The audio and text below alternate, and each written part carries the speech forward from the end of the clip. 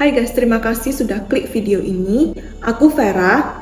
Karena bulan ini memasuki bulan Agustus, bulan kemerdekaan kita, kali ini aku mau menceritakan tentang biografi singkat seorang pahlawan yang cukup terkenal. Siapa lagi kalau bukan Jenderal Sudirman. Pertama-tama kita masuk dulu ke latar belakang Jenderal Sudirman.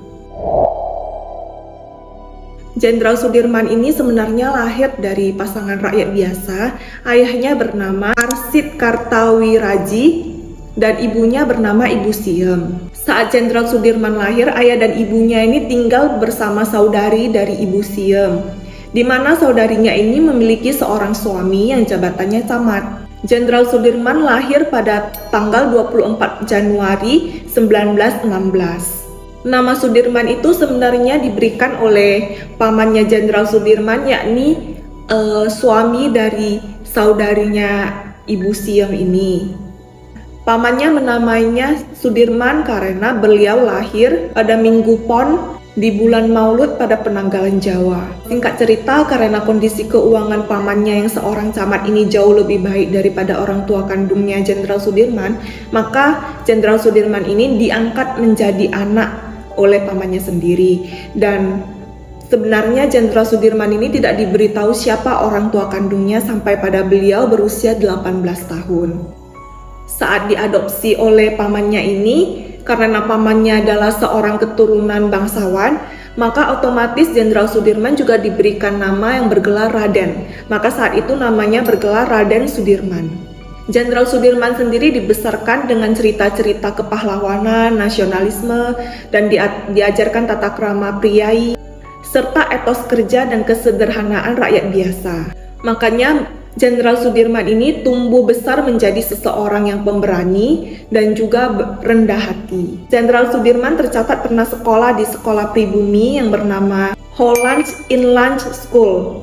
Hal ini dikarenakan sebenarnya pamannya Jenderal Sudirman itu juga tidak kaya-kaya banget, karena beliau itu sebenarnya gak mengumpulkan banyak harta dari posisi camatnya ini. Pamannya Jenderal Sudirman ini hanyalah seorang penyalur mesin jahit.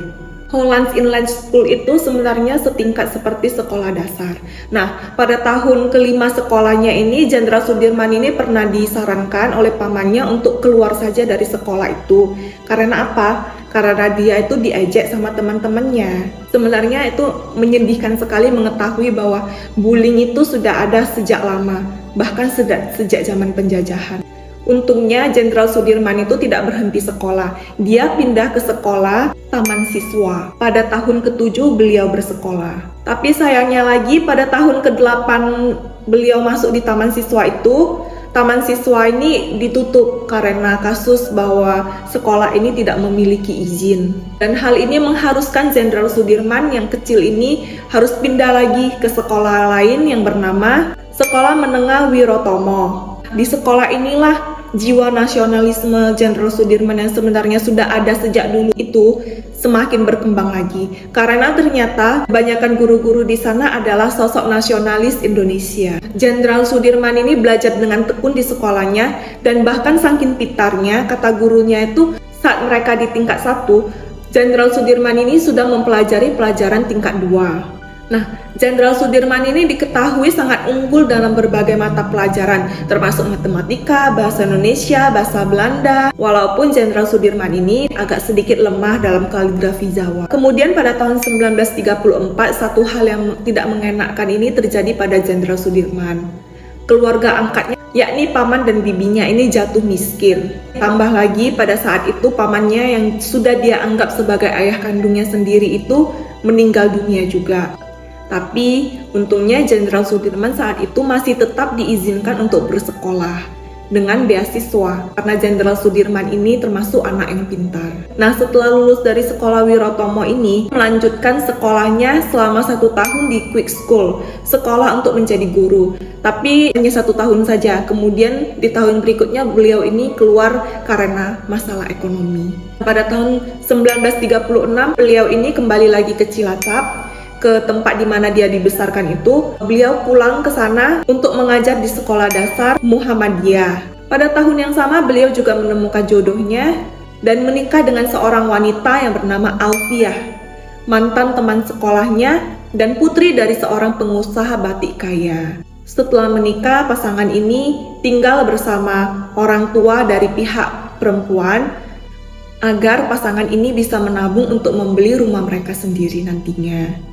Kemudian pasangan ini juga diketahui mempunyai 3 orang anak laki-laki yang masing-masing bernama Ahmad Tidarwono, Muhammad Teguh Bambang Cahyadi, dan Taufik Effendi. Kemudian mereka juga dikaruniai 4 orang putri yang bernama Didi Praptiastuti, Didi Suciati, Didi Pujiati, dan Titih Wayuti Satyaningrum. Saat menjadi guru, Jenderal Sudirman ini diakui oleh murid-muridnya bahwa dia adalah guru yang adil dan sabar. Beliau mengajar dengan humor dan menyelipkan nilai-nilai nasionalisme dalam pelajarannya.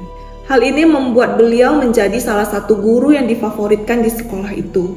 Bahkan saking populernya beliau di kalangan murid, beberapa tahun setelah beliau mengajar, beliau ini diangkat menjadi kepala sekolah, walaupun beliau ini tidak memiliki sertifikat guru. Hal ini tentunya membuat perekonomian keluarga Jenderal Sudirman ini sedikit membaik, karena gaji beliau yang awalnya menjadi guru itu kan dikit banget, cuma 3 gulden. Kemudian saat dia diangkat menjadi kepala sekolah, gajinya itu naik menjadi 12 gulden. Saat menjabat menjadi kepala sekolah, Jenderal Sudirman ini diakui oleh para rekan gurunya juga adalah seorang yang sabar, pemimpin yang demokrat, dan moderat. Beliau ini juga aktif dalam penggalangan dana, baik itu untuk keperluan sekolah ataupun pembangunan yang lainnya. Selama bekerja di sekolah, Jenderal Sudirman ini juga aktif menjadi anggota kelompok pemuda Muhammadiyah. Beliau dikenal sebagai negosiator dan mediator yang lugas. Bahkan pada tahun 1937, beliau terpilih menjadi ketua organisasi kelompok ini. Nah, kemudian kita masuk ke keterlibatan Jenderal Sudirman dalam kemerdekaan Indonesia. Seperti yang tercatat dalam sejarah bahwa penjajahan Jepang di Indonesia itu sebenarnya dimulai pada tahun 1942. Saat itu Perang Dunia II itu sudah pecah di Eropa, dan Jepang itu mencoba menginvasi Indonesia. Sehingga kolonial Belanda yang awalnya itu membatasi pelatihan militer untuk rakyat-rakyat biasa, kemudian mulai mengajarkan para rakyat ini untuk menghadapi serangan udara dari Jepang. Belanda bahkan membentuk tim persiapan serangan udara. Jenderal Sudirman yang saat itu disegani oleh masyarakat di sekitar itu terpilih menjadi pimpinan di tim Cilacap.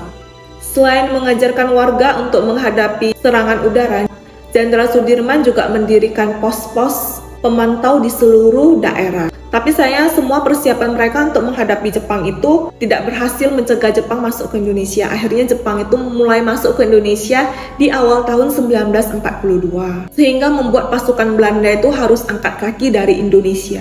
Seperti yang banyak kita ketahui bahwa penjajahan Jepang itu sangat kejam, bahkan lebih kejam daripada Belanda. Banyak hak asasi rakyat Indonesia yang dirampas oleh Jepang pada saat itu. Bahkan sekolah tempat Jenderal Sudirman mengajar itu juga ditutup paksa dan dialihfungsikan sebagai pos militer.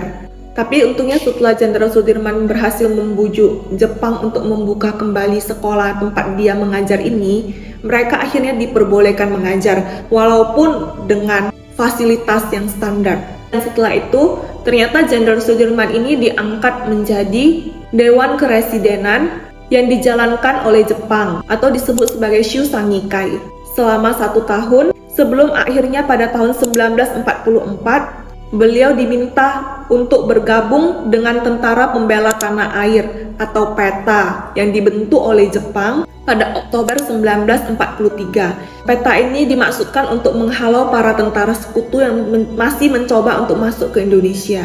PETA ini berfokus untuk merekrut para pemuda yang belum terkontaminasi paham Belanda. Kemudian Jenderal Sudirman menjalankan pelatihan di Bogor, Jawa Barat. Beliau ini dilatih oleh para perwira dan tentara Jepang. Setelah 4 bulan pelatihan, beliau akhirnya dikirimkan ke Batalion Kroya, Banyumas, Jawa Tengah. Dan beliau diangkat menjadi komandan. Di bawah kepemimpinan Jenderal Sudirman, PETA ini berjalan dengan baik. Namun di bawah kepemimpinan Kuseri, PETA melakukan pemberontakan kepada Jepang pada tanggal 21 April 1945. Seperti yang tercatat dalam sejarah dunia, bahwa pada tanggal 6 Agustus 1945, kota Hiroshima di Jepang dibom oleh AS Dan kemudian menyusul pada tanggal 9 Agustus 1945, kota Nagasaki juga dibom oleh tentara sekutu. Hal ini membuat Jepang mau tidak mau harus balik lagi ke negara mereka dan menyerah kepada sekutu. Namun tentunya sisa-sisa tentara Jepang di Indonesia saat itu tidak bisa bersih total. Setelah Bapak Soekarno dan Bapak Hatta ini memproklamasikan kemerdekaan Indonesia pada tanggal 17 Agustus 1945, Jenderal Sudirman ini menyuruh rekan-rekannya untuk kembali ke kota asal mereka, ke daerah asal mereka, dan dia sendiri ini berangkat ke Jakarta karena dipanggil oleh Presiden Soekarno. Nah, saat di Jakarta inilah Presiden Soekarno secara langsung meminta kepada Jenderal Sudirman untuk bersedia memimpin perlawanan terhadap tentara Jepang di daerah Jakarta. Namun karena Jenderal Sudirman ini merasa dia tidak begitu mengenal daerah-daerah Jakarta ini, maka dia menolak permintaan Presiden Soekarno dan menyarankan bahwa dia bisa menjadi pemimpin untuk melawan tentara Jepang, tapi dengan catatan beliau ini ditempatkan di Kroya, termasuk daerah Cilacap. Hal ini pun disetujui oleh Presiden Soekarno dan beliau ini ditempatkan di daerah Kroya untuk memimpin pasukan Kroya. Jenderal Sudirman memimpin pasukannya pada tanggal 19 Agustus 1945 untuk melawan sisa-sisa tentara Jepang. Dan hal ini tentunya tidak mudah karena pada saat itu, saat mengetahui bahwa Jepang sudah pergi dari Indonesia, tentara Belanda yang melihat kesempatan ini ingin kembali menerobos masuk ke Indonesia bersama dengan pasukan Inggris. Untuk mengatasi hal tersebut, Panitia Persiapan Kemerdekaan Indonesia yang saat itu disebut sebagai PPKI membentuk 3 badan sebagai wadah perjuangan rakyat pada tanggal 22 Agustus 1945, yakni ada 3: Komite Nasional Indonesia atau yang disebut dengan KNI, Partai Nasional Indonesia PNI, dan Badan Keamanan Rakyat Indonesia BKR. Kemudian pada November 1945 dilaksanakan pemilihan Panglima Besar Tentara Keamanan Rakyat atau yang disebut dengan TKR di Yogyakarta. Saat itu terdapat 2 kandidat, yakni Jenderal Sudirman dan Urip Sumorharjo. Kemudian Jenderal Sudirmanlah yang terpilih menjadi Panglima Besar TKR dan Urip Sumorharjo menjadi kepala staf. Dan saat itu meskipun Jenderal Sudirman ini belum dilantik secara resmi, beliau sudah mulai menjalankan misinya. Jenderal Sudirman sudah mulai memimpin pasukannya menyerang Inggris dan Belanda di Ambarawa. Ternyata selain melawan pasukan sekutu dan Belanda, Jenderal Sudirman dan pasukannya juga harus melawan serangan dari dalam. Salah satunya adalah upaya pemberontakan PKI Madiun yang dipimpin oleh Musoh pada tahun 1948. Berbagai perjuangan sudah dilalui oleh Jenderal Sudirman dan para pasukannya sampai pada beliau menderita penyakit TBC. Namun penyakitnya ini tidak menyurutkan semangat Jenderal Sudirman untuk tetap membela Indonesia. Jenderal Sudirman tetap memimpin pasukannya melawan Belanda yang melakukan agresi militer pada tanggal 19 hingga 20 Desember 1948. Saat itu Belanda masih menduduki daerah Yogyakarta.